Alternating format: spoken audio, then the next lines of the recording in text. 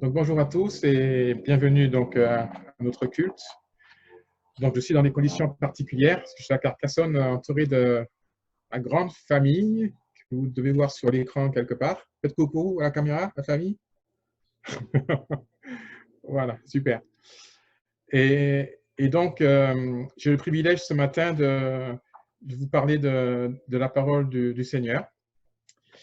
Et je vous rappelle que nous sommes dans le livre des Actes des Apôtres.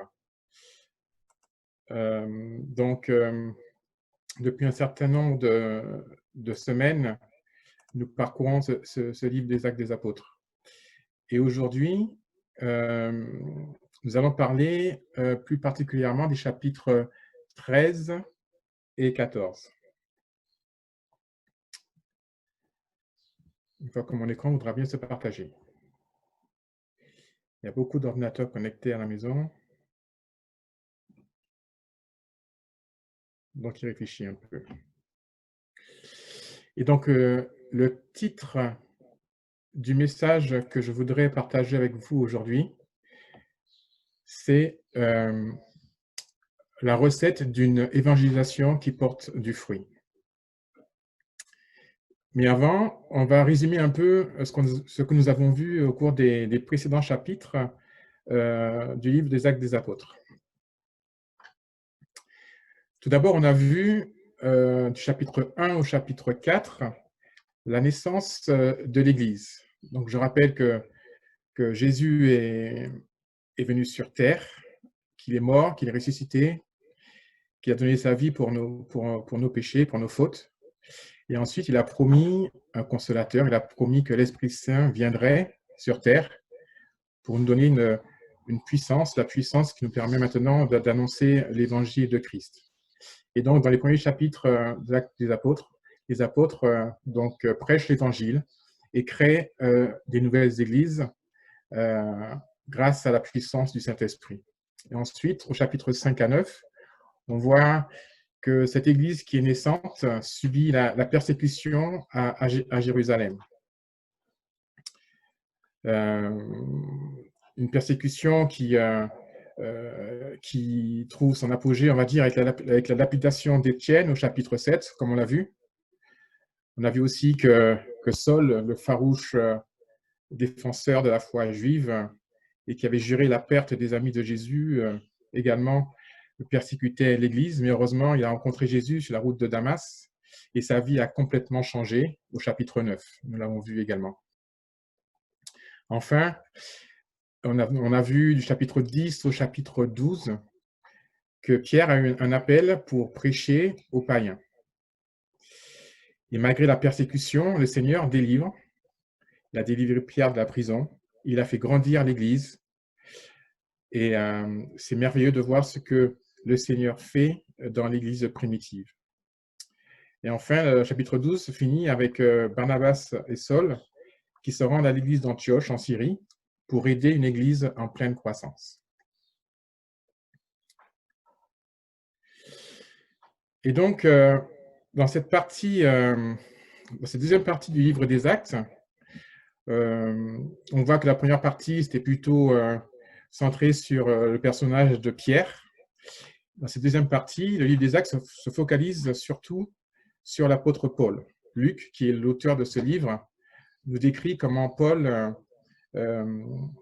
propage l'évangile jusqu'aux extrémités de la terre. Et là, on se rappelle de ce qu'on avait lu au chapitre 1, verset 8, quand Jésus a dit aux apôtres, « Vous recevrez une puissance, le Saint-Esprit survenant sur vous, et vous serez mes témoins à Jérusalem, dans toute la Judée, dans la Samarie et jusqu'aux extrémités de la terre. » Et donc, dans cette deuxième partie, ce qu'a dit Jésus rentre dans une nouvelle dimension. On voit que Paul est parfaitement dans ce plan.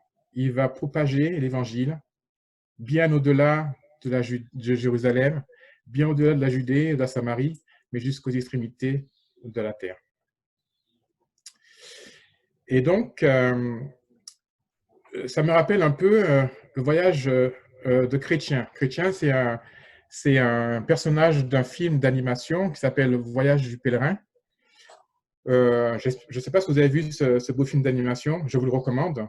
En fait, c'est une allégorie où un homme appelé chrétien part en voyage à la quête de la vérité biblique. Donc, dans le cas des Actes des Apôtres, ici, on n'est pas exactement dans ce même cas de figure, parce que Paul connaissait la vérité et il voulait la partager au grand nombre. Mais ce voyage me rappelle ce voyage de chrétiens. Donc, si vous n'avez pas vu ce film, je vous le recommande absolument. Et donc, on parle de voyage. Et avant de découvrir le voyage que Paul et Barnabas ont effectué en Asie mineure, je me suis demandé, en fait, je suis allé sur le net et je me suis demandé quelles étaient les principales raisons pour lesquelles les personnes partent en voyage. Et c'était assez surprenant.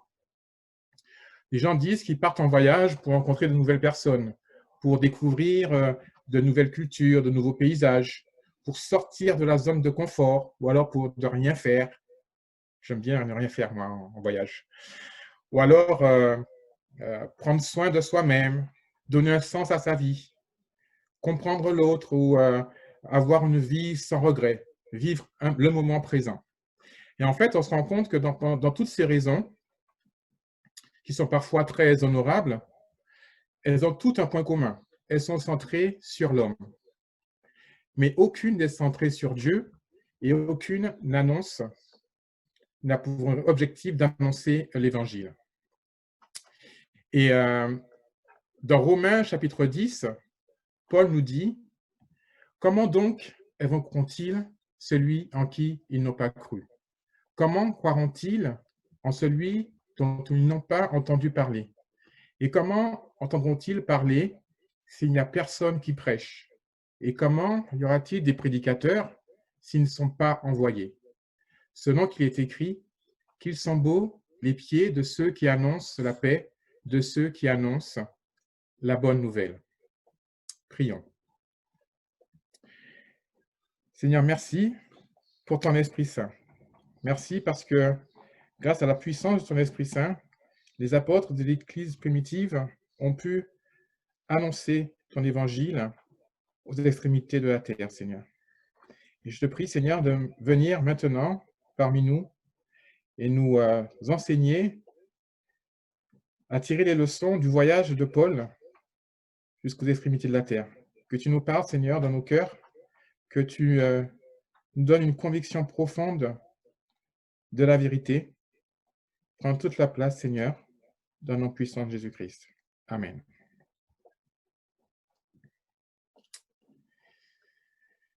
Recette d'une évangélisation qui porte du fruit. À travers le texte historique du premier voyage missionnaire de Paul, nous découvrons les principaux éléments nécessaires pour annoncer l'Évangile efficacement. Nous allons voir ces éléments ensemble, ces ingrédients que j'ai appelés. Dans une recette, il y a des ingrédients.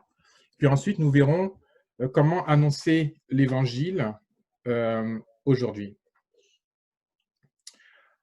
En tant que chrétien, le Seigneur veut que notre priorité soit d'annoncer la bonne nouvelle de l'Évangile à un monde qui est souvent désorienté et perdu. Et dans les chapitres 13 et 14, Luc nous présente l'exemple de Paul et Barnabas dans la consécration, dans l'action, pour annoncer l'évangile du Seigneur Jésus-Christ. Nous n'avons pas le temps de lire entièrement les 2 chapitres sur lesquels je dois prêcher, 13 et 14. Ce serait beaucoup trop long. Donc, je vous propose de regarder avec moi tout le parcours effectué par Paul et Barnabas en Asie mineure au cours de leur premier voyage missionnaire. Tout d'abord, ils sont partis de Syrie, à Antioche. Ensuite, ils sont allés sur l'île de Chypre, à Salami. Ils ont traversé l'île de Chypre vers Paphos. Ensuite, ils sont allés à Pergé, en Asie mineure. Ils sont allés jusqu'à Antioche de Pisidie, à ne pas confondre avec Antioche de Syrie. Ils sont allés à Iconium, à Lystre, à Derbé. Ils sont ensuite fait machine arrière, ils sont repartis à Lystre, revenus à l'Iconium, Antioche, Pergé, sont passés par Athalie et ensuite ils sont revenus à Antioche de Syrie. Quel périple! Quel périple! Et donc, nous allons voir quels sont les éléments qu'a utilisé Paul et Barnabas au cours de leur voyage missionnaire d'évangélisation, et qu'est-ce qui fait que leur mission a porté du fruit. Quelle est cette recette? Tout d'abord, on voit l'appel du Saint-Esprit. Si on lit dans Actes 13, au verset 2, Luc nous dit « Pendant qu'ils servaient le Seigneur dans leur ministère et qu'ils jeûnaient, le Saint-Esprit dit « Mettez-moi à part Barnabas et Saul pour l'œuvre à laquelle je les ai appelés. » Bien sûr, en tant que chrétiens, nous sommes tous appelés à annoncer l'Évangile. Mais c'est Dieu qui décide, qui crée les circonstances, c'est lui qui prépare le terrain, qui nous parle et qui nous appelle. Nous savons que nous sommes dans sa volonté quand il nous parle. On voit que Dieu n'a pas appelé le premier venu. Paul et Barnabas étaient déjà des membres de l'église d'Antioche, ils avaient une certaine expérience, ils étaient déjà consacrés. Ils adoraient le Seigneur, ils priaient déjà avant l'appel de l'Esprit. Enfin, les prophètes et les enseignants, cités par Luc, confirment leur nomination et laissent partir Paul et Barnabas pour leur mission. Ils sont convaincus par l'Esprit, après un temps de préparation, un temps de jeûne, un temps de prière, que c'était le bon moment. On voit ici qu'il y a un laps de temps entre le moment de l'appel et le moment de l'action. Ce n'est pas toujours immédiat. Quand on peut être appelé, il faut prendre le temps d'avoir la confirmation, prendre le temps de prier, de jeûner, pour ensuite être efficace dans l'action. Il faut donc en permanence rester à l'écoute du Seigneur. Jésus l'a déjà montré l'exemple, lorsqu'il a mis à part les 12 apôtres pour les préparer à leur mission future. Dans Marc chapitre 16, verset 15, il leur dit « Allez dans le monde entier et proclamez l'Évangile à tous les hommes. » Le deuxième point, c'est l'obéissance. Après l'appel, vient tout naturellement le temps de l'obéissance. Quand Dieu nous dit quelque chose, nous devons obéir. Notons que Pierre, et ça on le voit dans Actes chapitre 5 et verset 29. On l'a déjà vu d'ailleurs dans les prédications précédentes. Pierre dit « Il faut obéir à Dieu plutôt qu'aux hommes » lorsqu'il était devant les pharisiens et que les pharisiens lui interdisaient de parler de Jésus et de répandre la parole. Il leur a dit « Il vaut mieux obéir à Dieu plutôt qu'aux hommes ». Et donc, Paul et Barnabas obéissent. Ils partent déjà. Ils vont à Séleucie, ils vont au bord de la mer Méditerranée, ils s'embarquent sur un bateau sur l'île de Chypre. Ils traversent l'île de Chypre. Je ne sais pas si vous connaissez l'île de Chypre, mais c'est une île très montagneuse, avec des chemins tortueux. Ce n'était pas évident à l'époque, je suppose, de marcher et de parcourir cette distance à pied. Il n'y avait pas d'avion, pas de voiture. Et donc, on imagine toute la distance parcourue par Barnabas et Saul, et Jean-Marc d'ailleurs, qui les accompagnaient, pour obéir à Dieu. Ils obéissent aussi en prêchant. Ils prêchent la bonne nouvelle dans les synagogues, aux Juifs d'abord. Rappelons-nous que Paul et Barnabas sont Juifs. C'est donc tout naturellement qu'ils se rendent dans les synagogues, dans chaque ville où ils arrivent, et ils prêchent la bonne parole. Le troisième point que nous voyons, c'est la puissance de la parole. Dieu nous demande d'agir, certes, de faire notre part. Nous levons le bâton, nous avançons, nous faisons un geste d'obéissance. Et puis le Seigneur fait le reste avec la puissance de la parole et la puissance du Saint-Esprit. Quand nous proclamons l'Évangile avec l'aide du Saint-Esprit, la puissance de la parole fait son effet, comme on le voit dans Ésaïe 55 au verset 11. Il est écrit « Ainsi en est-il de ma parole qui sort de ma bouche. Elle ne retourne point à moi sans avoir fait son effet, sans avoir exécuté ma volonté et accompli mes desseins. Nous savons que la parole de Dieu est puissante. C'est Dieu qui nous le dit. Même face à l'opposition, le plan de Dieu s'accomplit. Tout d'abord, à Paphos, lorsque les disciples arrivent à Paphos, donc à Chypre, ils rencontrent le proconsul, qui est un Romain, qui lui est impressionné par le discours de Paul et de Barnabas. Il est impressionné par l'enseignement de l'Évangile et il croit. On voit dans Acte 13, chapitre 13, verset 12, alors, après le proconsul, voyant tout ce qui était arrivé, crut, étant frappé de la doctrine du Seigneur. La puissance de Dieu, la puissance de la parole est manifestée ici auprès du préconsul romain à Paphos. C'est l'évangile qui impressionne le proconsul. Il s'appelle Sergius Paulus, pour information. Et donc, ce ne sont pas les miracles que fait Paul après, mais le miracle va confirmer ce que le proconsul a déjà reçu dans son cœur, malgré l'opposition. Parce qu'il y avait auprès du proconsul un juif qui s'appelait Bar Jésus, qui veut dire fils de Jésus, et qui voulait détourner le proconsul de la foi et qui est défait parce que Paul fait un miracle, il le rend aveugle temporairement.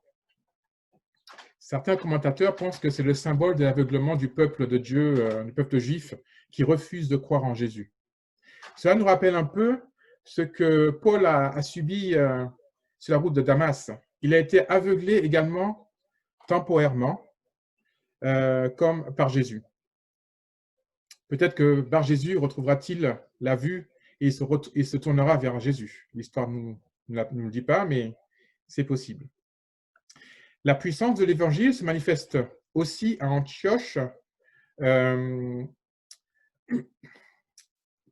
Pisidie, où Paul livre un message puissant. Donc, une fois que Paul et Barnabas ont quitté Paphos, ils sont arrivés à Antioche en Pisidie, donc tout en haut de la carte que je vous ai montrée.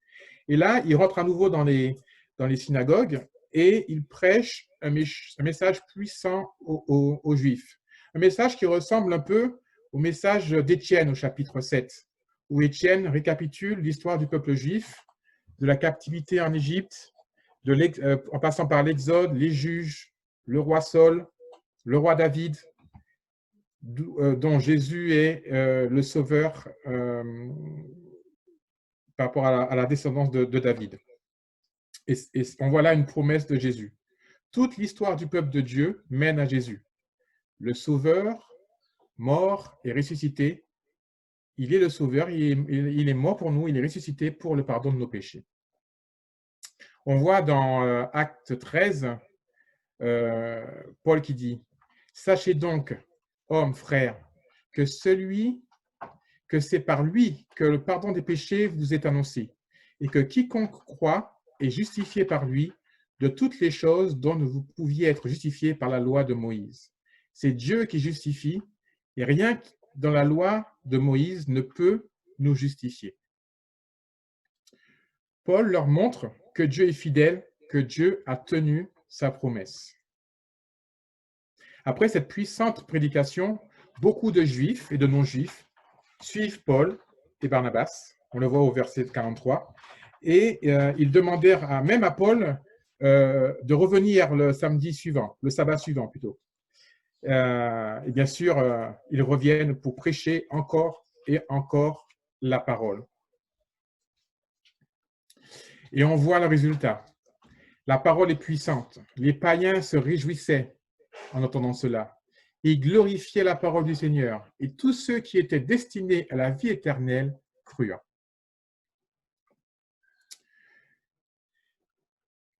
Ensuite, on passe à un autre ingrédient pour une évangélisation efficace, l'assurance. Paul fait preuve d'une assurance, j'allais dire insolente, incroyable. il n'a pas peur, il est sûr de lui, et c'est l'Esprit Saint qui lui donne cette assurance. L'assurance se fonde d'abord sur la parole de Dieu. Ce que Dieu a dit est vrai, et ce que Dieu a dit est sûr. Et même face à la jalousie des Juifs, qui ne veulent pas accepter cette bonne nouvelle de l'Évangile,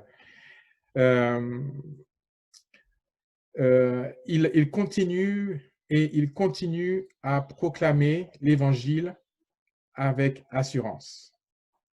Et si les Juifs ne veulent pas accepter cette parole, Paul dit qu'ils se tournent vers les non-Juifs qui, eux, sont réceptifs à la parole. On voit dans Ésaïe 49,6 que Paul cite dans Acte 13.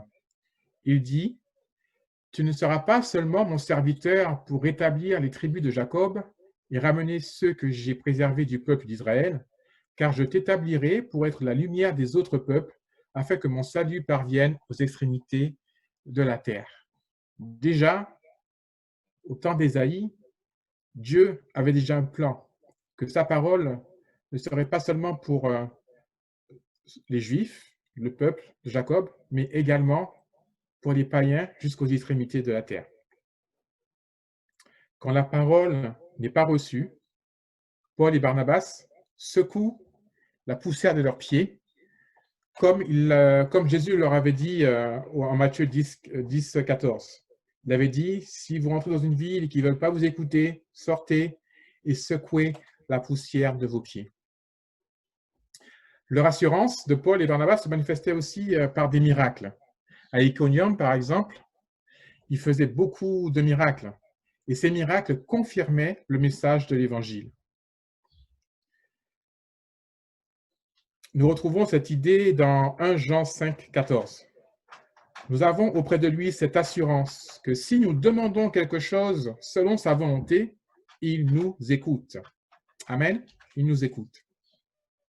Et voyez le contraste avec de l'assurance de Paul et Barnabas avec l'abandon de Jean-Marc. Il est écrit que Paul et ses compagnons qui s'étaient embarqués à Paphos se rendirent donc à Pergé et Jean-Marc se sépare d'eux. Ils étaient 3 au départ et pendant le voyage, il y a Jean-Marc qui s'en va et qui retourne à Jérusalem. On voit là que Jean-Marc n'était visiblement pas prêt à affronter les épreuves qu'allaient endurer Paul et Barnabas. Il préférait partir, il n'était pas prêt. Cependant, on verra plus tard que Jean-Marc deviendra l'un des plus grands serviteurs du Seigneur puisqu'il écrira l'Évangile selon Marc. La qualité suivante ou l'ingrédient suivant pour un évangile efficace, c'est l'humilité. Nous venons de voir que les apôtres remportent une succession de victoires impressionnantes. Il y a des conversions suite à l'annonce de l'évangile, ils font des miracles, ils résistent à la persécution, ils échappent de peu à la lapidation, et pourtant, ils restent humbles. On le voit à Lystre, donc c'est une des étapes de leur parcours, où il se passe quelque chose de surprenant. Paul guérit un paralysé, donc il continue à faire des miracles. Et Paul et Barnabas sont pris littéralement pour des dieux. Barnabas est appelé Zeus et Paul Hermès. En réaction, ils déchirent leurs vêtements en guise de protestation. Ils disent que ce n'est pas possible. Nous ne sommes pas des dieux, nous sommes des hommes comme vous. En effet, toute la gloire doit revenir à Dieu. Et il y a Paul qui dit ô hommes, pourquoi agissez-vous comme ça, de la sorte, en Acte 14, 15 ? Nous aussi, nous sommes des hommes de la même nature que vous. Ne faites pas de nous des dieux. Et on vous apporte, et vous apportant la bonne nouvelle, nous vous exhortons à renoncer à ces choses vaines, à vous tourner vers Dieu qui a fait le ciel, la terre, la mer et tout ce qui s'y trouve. Dieu est le centre. Paul et Barnabas ne veulent pas attirer la lumière. Ce n'est pas parce qu'ils font des miracles qu'il faut les élever. Ils se rabaissent et ils donnent la gloire à Dieu seul. À Dieu seul est la gloire. On le voit également dans Psaume 95:6 où il est écrit « Venez, prosternez-nous et humilions-nous, fléchissons le genou devant l'Éternel, notre Créateur. » On arrive à la persévérance. Waouh, la persévérance, une qualité si essentielle encore de nos jours. Cette qualité est souvent mentionnée dans la Bible. On se rappelle que Paul subit la lapidation à Lystre, et malgré ça, il continuait à fortifier les disciples, il continuait à les encourager, il continuait à leur demander d'aller jusqu'au bout. On voit au chapitre 14, verset 22, où il est écrit « C'est au travers de beaucoup de souffrances qu'il nous faut entrer dans le royaume de Dieu. » C'est un élément qu'on trouve souvent dans la parole de Dieu. On le retrouve également dans Hébreux 10, 36, où il est écrit « Car il vous faut de la persévérance, afin qu'après avoir accompli la volonté de Dieu, vous obteniez ce qu'il a promis. » Et enfin, en Matthieu 24, 13, il est écrit « Mais celui qui persévérera jusqu'à la fin sera sauvé. » Il persévère face à la persécution, mais il persévère également dans la transmission, dans la formation des responsables d'Église. Il persévère dans la prière, dans le jeûne. Il désigne, à chaque endroit où ils implantent des églises, il désigne des responsables avant de partir. Ils ne partent pas comme ça en disant « ça y est, la parole est donnée, on s'en va, débrouillez-vous, on a fait le boulot ». Non, il forme les gens, il prie pour eux, il jeûne, et ensuite, une fois que les responsables sont nommés, formés, ils continuent à propager l'Évangile. C'est ce qu'on voit en Acte 23. Là encore, Paul et Barnabas imitent Jésus. Ils savaient l'importance de la formation des disciples et des responsables d'Église. Ils déléguaient la direction des églises à des hommes de Dieu bien formés. Le dernier point, et sans doute le plus important, c'est que tout doit ramener à la gloire à Dieu. On peut faire les plus beaux miracles du monde. On peut avoir les plus bels appels du monde. On peut faire des choses exceptionnelles. Si on ne rend pas gloire à Dieu, tout cela, c'est en vain. On rend gloire à Dieu et les apôtres rendent gloire à Dieu pour ce qu'il est et ce qu'il a fait pour eux. On lit dans Actes 14, 27 qu'après leur arrivée, donc, ils ont fait tout le chemin, ils sont revenus à Antioche en Syrie, et en fait, ils rendent compte de leur voyage. Ils racontèrent tout ce que Dieu avait fait avec eux et comment Dieu avait ouvert aux nations la porte de la foi. Ils ne disent pas que c'est eux qui ont ouvert la foi aux nations, mais c'est Dieu qui a ouvert la porte de la foi aux nations.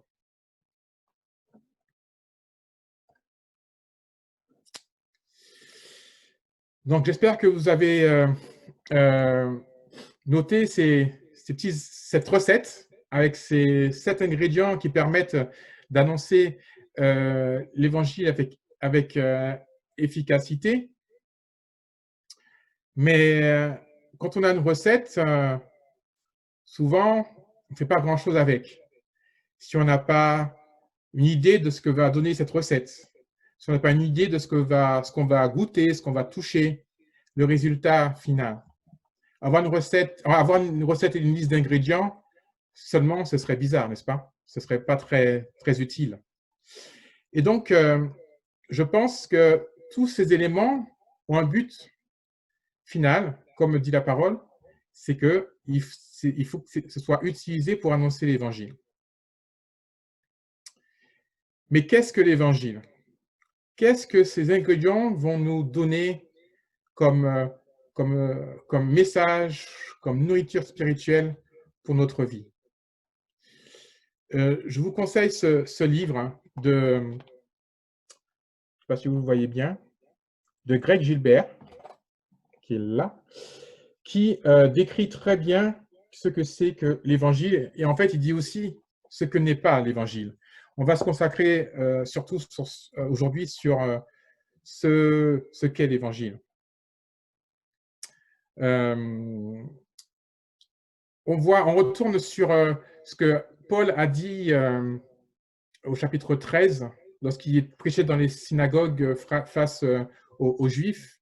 Il disait « Sachez donc, mes frères, que c'est par lui que le pardon des péchés vous est annoncé, et que quiconque croit est justifié par lui de toutes les choses dont vous ne pouviez être justifiés par la loi de Moïse. » Bien sûr, il parle de Jésus.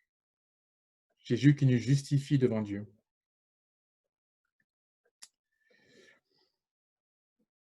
Et ça nous rappelle le verset d'Awana, parce que vous avez vu, mais j'ai mis mon verset d'Awana. Il y a Eden qui me disait ce matin, mais pourquoi papa tu as mis ton verset Awana? Je ne comprends pas, c'est pas Awana aujourd'hui. Je lui dis, Eden, tu vas voir pourquoi j'ai mis mon verset Awana. Parce que le verset Awana, qui est le verset fétiche d'Awana, va dans la directe ligne de ce que Paul vit dans Actes 13 à 14. Il dit « Efforce-toi de te présenter devant Dieu en homme qui a fait ses preuves, en ouvrier qui n'a pas à rougir de son ouvrage, parce qu'il a transmis correctement la parole de Dieu. » On ne peut pas tous être comme Paul. Paul était un homme exceptionnel, rempli de la puissance de Dieu. Il avait une mission particulière à l'époque qui était de faire grandir l'Église jusqu'aux extrémités de la terre, de parler aux Juifs, de les convaincre de se tourner vers le Seigneur. Par contre, tous en tant que chrétiens, nous avons l'Esprit en nous. Quelle grâce! Nous sommes tous orphelins et fils adoptifs de Dieu, et donc nous sommes tous qualifiés pour servir. Nous n'avons pas d'excuses pour dire qu'on ne peut pas, qu'on ne sait pas faire, que je ne sais pas faire. L'Esprit est en nous et Dieu nous dit qu'il nous aide, qu'il est à nos côtés et il nous demande de transmettre fidèlement et correctement la parole de vérité. Nous ne pouvons pas faire tout ce que nous voulons faire de notre propre volonté, mais nous pouvons sûrement faire ce que Dieu veut que nous fassions, parce qu'il nous donne les moyens de le faire. Mais comment annoncer l'Évangile? Il y a plein de façons d'annoncer l'Évangile. À Awana, avec les enfants, on a chaque année, on trouve des idées pour présenter l'Évangile différemment. On a par exemple utilisé la roue de l'Évangile, ou cette image qu'on trouve à droite, où on voit 4 éléments principaux. On voit Dieu d'abord, Dieu le Père Tout-Puissant, qui est juste, qui est souverain. On voit l'homme qui est en dessous, qui a été en rébellion contre Dieu, qui est pécheur. On voit la croix qui est ici au centre, parce que Jésus est mort pour nos péchés. Il est venu pour nous réconcilier avec le Père. Et on voit la promesse de la vie éternelle, qui est conditionnelle. Il faut 2 raisons pour avoir cette vie éternelle. D'une part, il faut se repentir, sincèrement, et reconnaître qu'on est pécheur. Et ensuite, il faut croire à ce que Jésus a fait pour nous sur la croix. Et donc, nous allons revoir rapidement les recettes de cet évangile pour qu'il soit efficace. D'abord, on a vu qu'il fallait l'appel du Saint-Esprit. Dieu nous parle encore aujourd'hui et Dieu peut nous appelle forcément à évangéliser, mais nous appelle aussi à être à son service. Il nous met à part pour son œuvre. L'obéissance qui mène à la consécration. Lorsqu'on veut obéir à Dieu, on est consacré, on prie, on jeûne et on agit pour Dieu. Toute sa vie est tournée vers l'œuvre de Dieu pour obéir. On a une arme, l'épée de la parole, la puissance de la parole qui nous rend libres. Cette parole qui nous donne l'assurance qui démontre que nous avons confiance en Jésus, notre Sauveur. L'humilité, notre humilité qui révèle la gloire de Dieu, la persévérance qui nous conduit à la victoire dans les épreuves, et enfin la gloire qui revient toujours à Dieu. Et enfin, comment partager cet évangile et qu'est-ce que c'est cet évangile que nous devons partager avec tous ces éléments? Rappelons-nous que Dieu est le créateur de toutes choses, qu'il est juste, que l'homme est la créature, qu'il est le pécheur, que Jésus est notre Sauveur, qui nous réconcilie avec le Père, et nous avons une réponse à donner.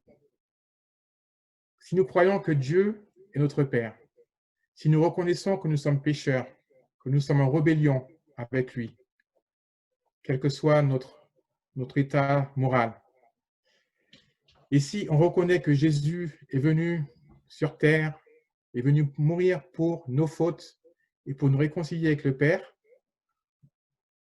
on a deux choses à faire. On a à dire oui au Seigneur Jésus-Christ et on doit dire pardon, demander pardon pour nos péchés. Et nous sommes tous amenés à partager cette bonne nouvelle autour de nous. Prions. Seigneur, merci pour le fait que, Seigneur Jésus, tu es venu sur terre. Toi qui étais auprès du Père, tu es venu sur terre, tu as pris forme humaine et tu as pris sur toi, nos fautes, Seigneur. Tu es mort alors que tu étais sans péché. Tu as pris nos fautes sur toi. Merci, Seigneur, pour ce sacrifice. Merci, Seigneur, parce que c'est ta mort et ta résurrection qui nous rend libres, qui nous réconcilie avec notre Père. Aide-nous, Seigneur, à comprendre la portée de ce que tu as fait pour nous à la croix. Aide-nous, Seigneur, à plier le genou devant ta grandeur, devant ta puissance, devant ta justice. Nous n'étions pas dignes de paraître devant toi, Seigneur. Et maintenant, Père, tu nous vois juste à travers Jésus-Christ. Tu nous vois rachetés à travers Jésus-Christ. Merci, Père. Et merci, Jésus. Merci, Esprit Saint, qui habite en nous et qui nous aide à proclamer cet évangile autour de nous, dans nos familles, auprès de nos collègues. Partout où nous allons, Seigneur, nous sommes des témoins de ce que Jésus a fait pour nous sur la croix. Merci, Seigneur, parce que tu nous as promis d'être toujours avec nous, d'être toujours à nos côtés pour nous aider à partager cette bonne nouvelle. Que ton nom soit glorifié, Seigneur, que ton nom soit honoré sur toute la terre. Amen.